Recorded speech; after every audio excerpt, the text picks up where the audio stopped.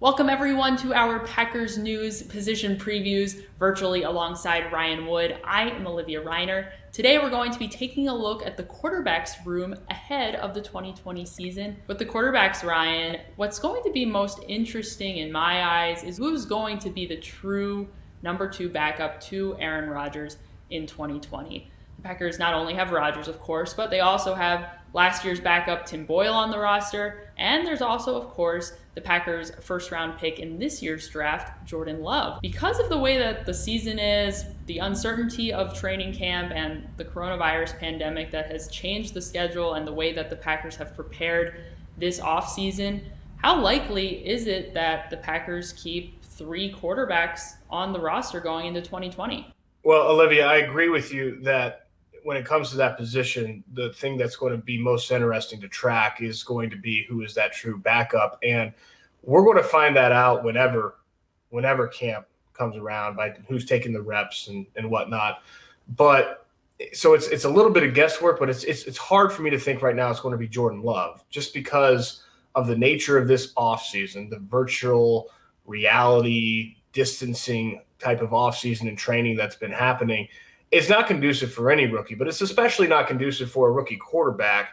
And in Tim Boyle, they've got a guy that he's got talent. I mean, he's a solid backup quarterback, and that's how the organization views Tim Boyle. So if you go along that train of thought, Tim Boyle is more likely to be the true backup quarterback. I do think it's going to be 3 quarterbacks that they keep on this roster. This is an organization in the recent past that has made mistakes with going light at that position. You can think back a few years ago to seeing Taysom Hill go through the waiver wire and after being released and being claimed by the New Orleans Saints. I don't think they want to make that mistake again. You can never have enough talent even behind a guy like Aaron Rodgers at that position. So I do think it's most likely to be 3. If and when training camp starts at the end of July, that battle for the number 2 spot at quarterback is going to be one of the most interesting ones to watch. Now, just discussing the offense as a whole, head coach Matt LaFleur has made it pretty clear that the offense didn't necessarily live up to its full potential. There's still a lot in the playbook that LaFleur didn't really get to with the Packers, especially when it comes to their up-tempo offense. When it comes to Aaron Rodgers specifically, however, what are the expectations for him going into his second year under Matt LaFleur?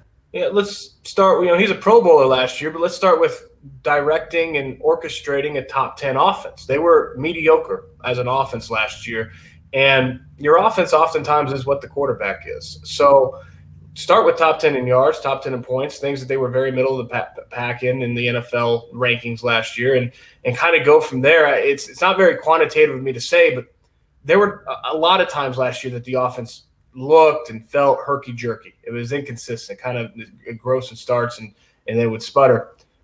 Just a smoother operation before the snap, during the play.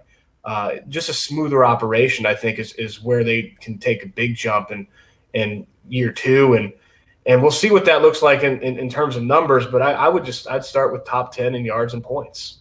We'll see how much is left out there for Aaron Rodgers and the Packers offense in the second year of Matt LaFleur's offense. That's going to do it for us today, everyone. Make sure you're checking out PackersNews.com for the rest of our position previews as they come out. For Ryan, I'm Olivia. Thanks so much for joining us. We'll see you next time.